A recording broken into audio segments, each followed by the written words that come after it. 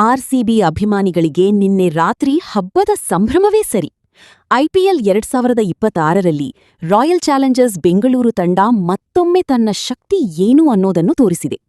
KKR ವಿರುದ್ಧದ ಮಹತ್ವದ ಪಂದ್ಯದಲ್ಲಿ ಆರ್ಸಿಬಿ ಭರ್ಜರಿ ಗೆಲುವು ದಾಖಲಿಸಿ ಈಗ 16 ಅಂಕಗಳೊಂದಿಗೆ ಪಾಯಿಂಟ್ಸ್ ಟೇಬಲ್ ಟಾಪರ್ ಆಗಿದೆ.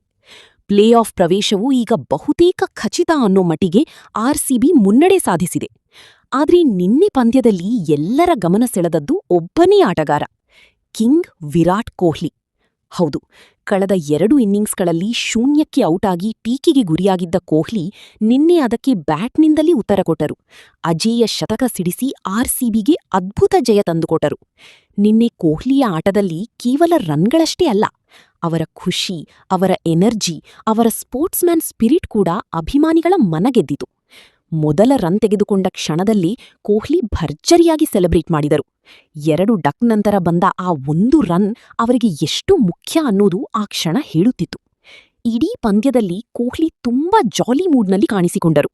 ಕೆಕೆಆರ್ ಆಟಗಾರರಿಗೂ ಗೌರವ ತೋರಿದರು. ಟಿಮ್ ಡೇವಿಡ್ ಕ್ಯಾಚ್ ಹಿಡಿದ ಮನೀಶ್ ಪಾಂಡೆ ಅವರನ್ನು ಸ್ವತಃ ಅಭಿನಂದಿಸಿದರು. ಅದು ಅಭಿಮಾನಿಗಳ ಮೆಚ್ಚುಗೆಗೂ ಕಾರಣವಾಯಿತು.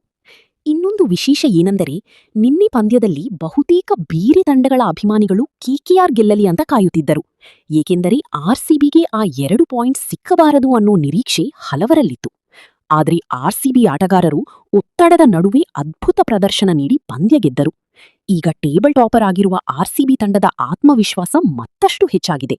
ಮತ್ತೊಂದೆಡೆ ಆರ್ಸಿಬಿ ಅಭಿಮಾನಿಗಳು ಸೋಷಿಯಲ್ ಮೀಡಿಯಾದಲ್ಲಿ ಭರ್ಜರಿ ಸಂಭ್ರಮಾಚರಣೆ ಮಾಡುತ್ತಿದ್ದಾರೆ.